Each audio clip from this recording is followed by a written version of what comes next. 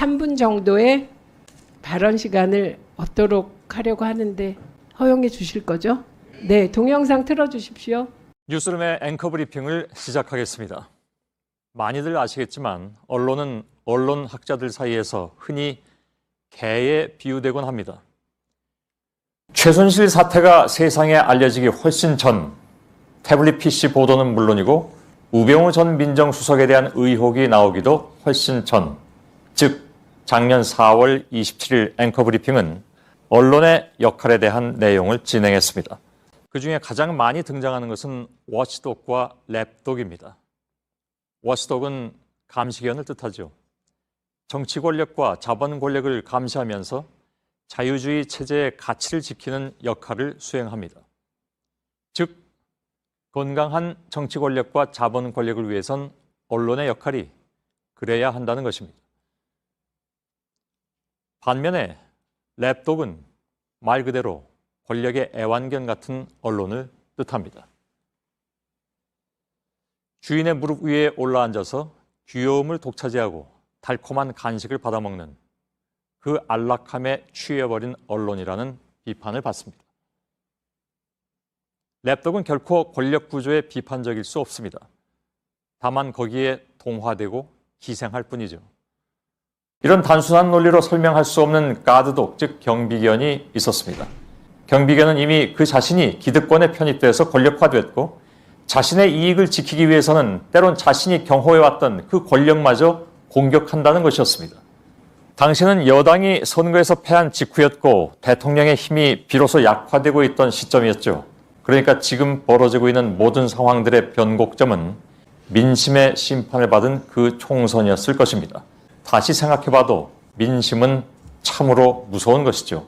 그날의 앵커 브리핑은 그러한 언론 보도 행태에 대한 약간의 고민을 담았던 내용이었습니다. 혹자는 당시의 앵커 브리핑이 그 이후에 벌어질 언론 상황에 대한 예견이었다 말하기도 하지만 굳이 예견이랄 것도 없이 이런 현상은 과거에도 반복됐었고 앞으로도 얼마든지 반복될 수 있는 일이었습니다. 누구의 지배도 받지 않고 아무도 지배하지 않는 것. 요는 살아있을 것이냐, 살아있지 않을 것이냐이다. 나는 길들지 않는다. 모든 언론이 최소한 나는 애완견은 아니라고 외치고 있는 지금 진정한 의미에서 길들지 않은 사람들의 독립운동은 언제 끝날 것인가? 과방위에서 방송사법을 통과시켰습니다. 과방위가 통과시킨 방송사법의 가장 큰 목적은 권력으로부터 언론의 경영 환경이 독립되는 것입니다. 권력의 눈치를 보지 않고 권력을 비판해도 가능한 언론 환경을 만들자라는 것이죠. 국민의힘에서는 민주당이 언론을 길들이려 하고 장악하려고 이런 법안을 준비했다라고 말합니다. 그러면서 어떤 내용이 더불어민주당에게 언론 장악을 가능하게 하는가? 이런 이야기는 조금도 하지 않죠.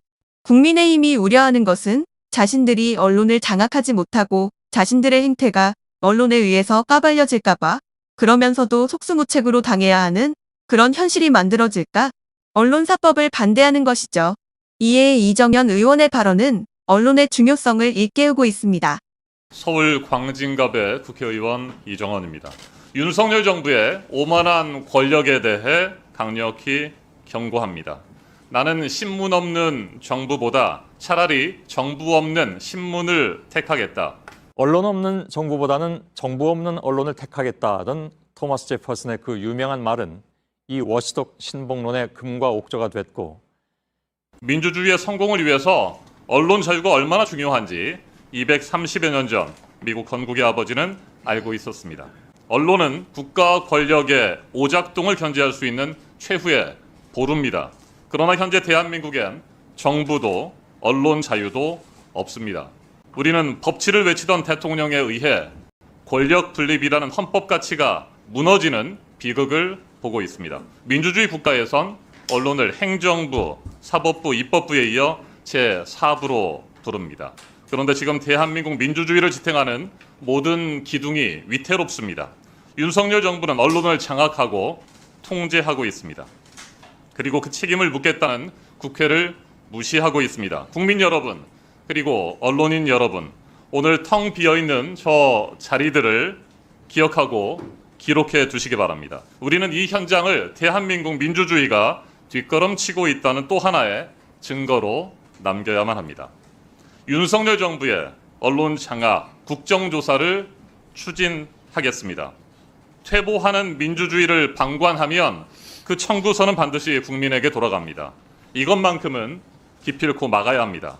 언론 장악, 국정조사 실시로 윤석열 정부의 언론 장악의 위법성과 무도함을 바로잡아 나갈 것입니다. 7월 임시국회에서 반드시 추진하겠습니다. 권력은 영원하지 않습니다. 국민 위에 군림하려는 권력, 국민을 우습게 하는 권력은 절대 성공할 수 없습니다.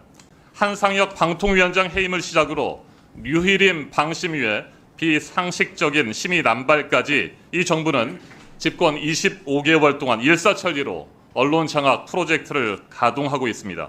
국정조사로 낱낱이 밝혀야 합니다. 마지막으로 오늘도 상임위 회의에 참석하지 않고 민의를 대변하는 국회를 존중하지 않는 여당 의원들에 대해 강한 유감을 표합니다. 방송사법 관련한 입법 청문회가 예정되어 있습니다. 자유롭고 책임 있는 언론 개혁으로 나아갈 첫걸음입니다. 방송사법은 정권에 따라 흔들리는 언론 자유를 지키는 법입니다. 보수가 집권하든 진보가 집권하든 권력자가 아니라 국민의 편에 서는 언론 환경을 만들자는 잠시 주목해 주시길 바랍니다. 구독자분들에게 특별한 선물을 준비했는데요. 제가 항상 여러분들께 강조드리는 말씀이 있습니다. 이슈와 뉴스만 꾸준히 챙겨보셔도 충분히 돈을 벌 수 있다고 말씀드리는데요. 여기 보이시는 채널의 영상을 보시면 어떤 생각이 드나요? 그냥 눈에 보이시는 뉴스와 영상만 보시고 아무 생각이 없으신가요? 그렇다면 저는 잘못된 것이라고 말씀드리고 싶습니다. 그 이유가 무엇이냐면 제가 8월 초에 뭐라고 말씀드렸나요? 지금은 바이오에 관심을 가져야 한다라고 뉴스만 보고 넘기지 마시고 투자를 직접적으로 생각해봐야 한다고 말씀드렸는데요. 이런 썸네일들과 영상을 통해서 충분히 구독자님들께도 전달이 되셨을 겁니다. 이런 바이오 이슈가 되었을 때 부자들은 어떻게 생각할까요? 바이오 관련주는 무엇이 있는지, 어떤 종목이 가장 좋을지, 어디에 투자해야 돈이 몰릴 수 있는지 자연스럽게 생각한다고 말씀드렸습니다. 지난번에 구독자분들과 함께하는 주식으로 수익 내기를 진행했었는데요. 100% 무료로 진행을 했고 이 사진을 보시면 아시겠지만 구독에는 문자 메시지를 남겨주신 모든 시청자분들께 이렇게 바이오 관련주 중에 가장 급등할 확률이 높은 딱한 종목을 드렸습니다. 8월 13일에 우정바이오를 추천을 드렸습니다. 여기 나와 있는 사진을 보시면 정확히 얼마에 매수하고 어떤 종목을 사야 하는지, 어느 지점에 팔아야 하는지 이런 부분들까지 여러분들에게 정확히 알려드렸는데요. 실제로 많은 분들께서 수익을 보셨습니다. 오른쪽을 보시면 알겠지만 8월 13일에 우정바이오를 소개해드리고 나서 실제로 며칠이 지나지 않고 이렇게 주가가 상한가가 되었습니다. 당시에도 굉장히 많은 분들이 제가 드린 이 종목으로 수익을 내셨습니다. 지난번과 똑같이 구독이라는 문자를 보내주시면 이번에 이슈가 되고 있는 주식 중에 앞으로 대장주의 구실을 하면서 주가 가장 크게 상승할 한 종목을 시청자분들에게 문자로 종목명과 사고자 하는 시점을 모두 알려드리겠습니다. 이 영상을 보시고 계시는 시청분들 중에 종목이 궁금하다 하시는 분들은 남녀노소 시간 뗀 건 없이 이렇게 상담 번호를 항상 남겨놓고 있습니다. 전번호 010-5648-2209 똑같이 무료 급등 주식 문자를 보내드리겠습니다. 돈을 받는 것도 아니고 투자를 대신해드리는 것도 아니고 부담 없이 구독 문자 보내주시면 되십니다. 수익이 나신다면 구독과 좋아요 한 번씩